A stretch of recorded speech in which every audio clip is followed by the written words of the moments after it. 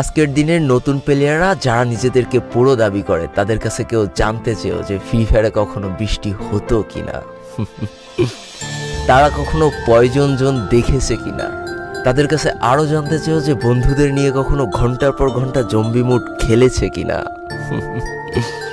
তারা কখনো ওল্ড প্লেয়ারদের মতো পিকে নামতে ভয় পেয়েছে কিনা, তারা কখনো সারা ম্যাপ দৌড়ে দৌড়ে গুলোয়াল কুড়িয়ে নিয়ে এসে নিজের পুরো টিমমেটের হাতে তুলে দিয়েছে কিনা।